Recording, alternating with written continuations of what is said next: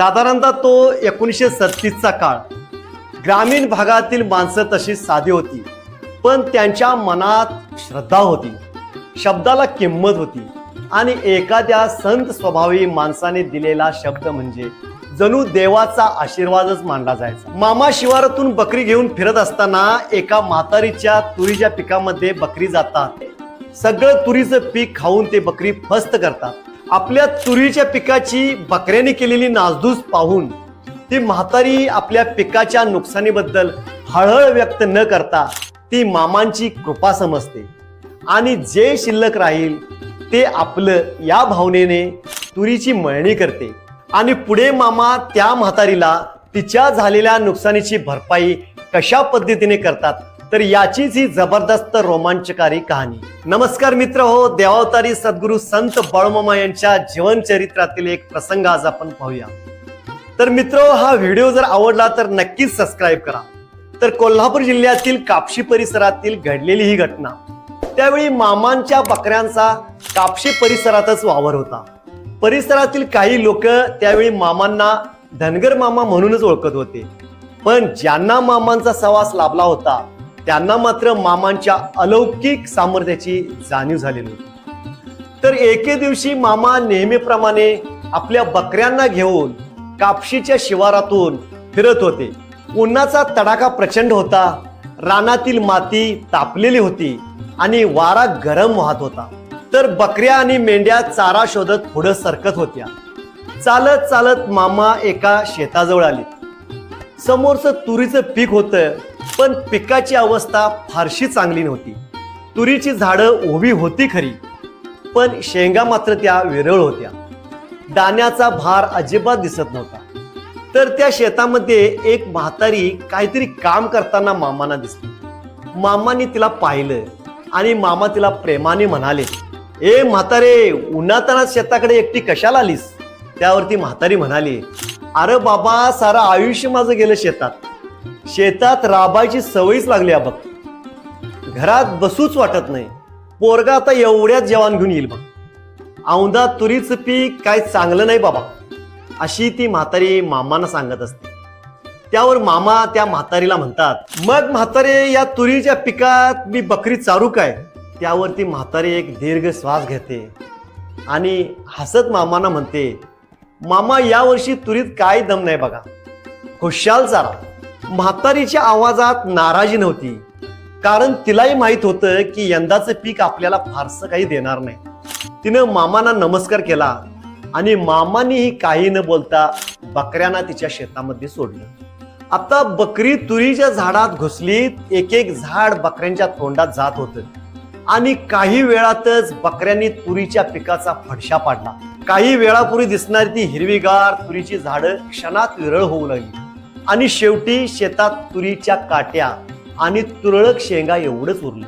मात्र बकऱ्यांची पोट एकदम टम्म झालीत.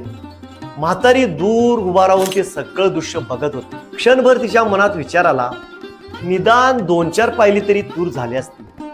आता तीही नाही. आपली वेळ आणि आपलं नशीब, दुसरं काय, अशी ती मनाशी समजूत घालत होती. मामा मात्र बकऱ्यांचा कळप पुढे नेत होते आणि थोडं अंतर चालून गेल्यावर त्यांनी मागं वळून म्हातारीला म्हटलं, तुरीची रास करताना मला बोलव हं. म्हातारी क्षणभर मामांच्याकडे पाहतच राहिली आणि ती म्हणाली, अगोदरच तुरीचं पीक चांगलं नाही आणि होतं नव्हते ते तुमच्या बकऱ्यांनी खाल्लं, आणि आता कसली रास आणि कसलं काय? माझी गंमत करतायसा होय मामा? तुम्हाला बोलवायला ह्यात राहिलंच काय?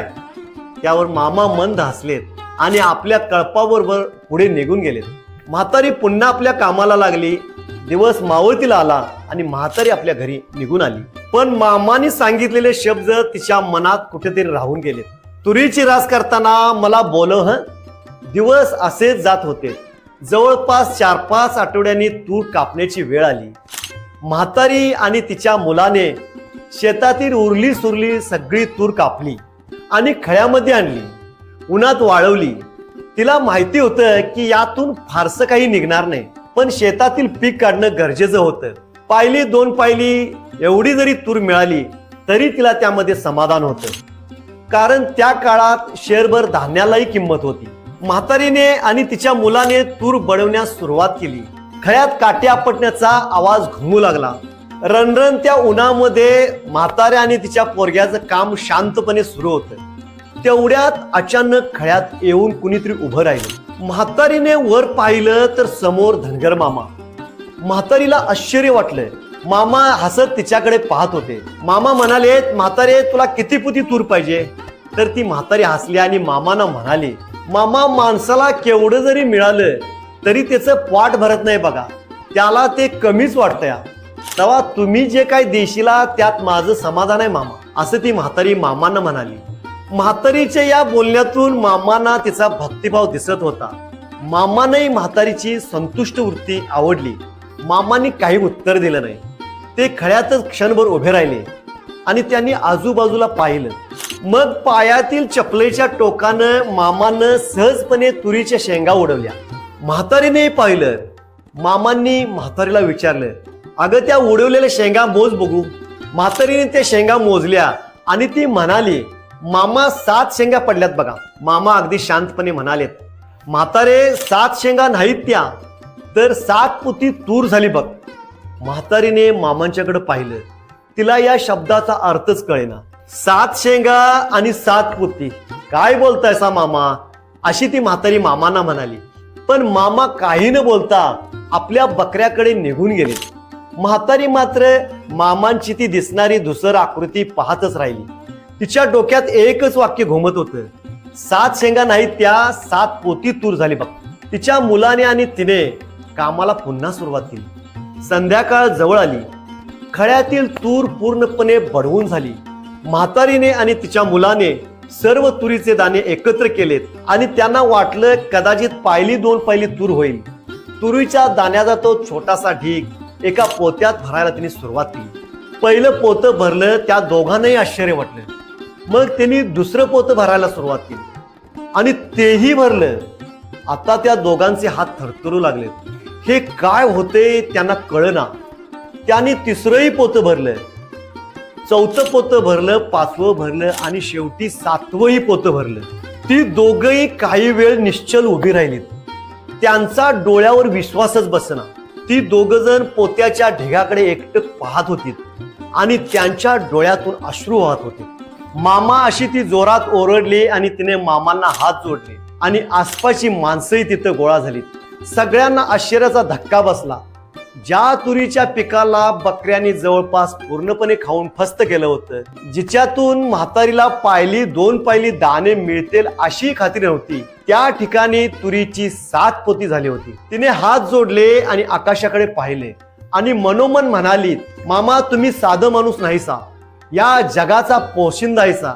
आणि त्या दिवसापासून मित्रो, आज देखील मामांची बकरी जिथं कुठं असतील त्या भागातील शेतकरी आपली पिकं चारण्याकरता मुद्दामून मामांच्या बकऱ्यांचा कळप आपल्या उभ्या पिकामध्ये घालतात आणि बकऱ्यांनी पीक खाल्यानंतर उदंड धान्य पिकतं, अशी आज देखील लोकांची भावना आहे. हा प्रसंग केवळ तुरीच्या पोत्यांचा नव्हता, तो होता म्हातारीच्या श्रद्धेचा, विश्वासाचा आणि सर्वात महत्वाचं म्हणजे विलक्षण सामर्थ्य असलेल्या संतरूपी कृपेचा.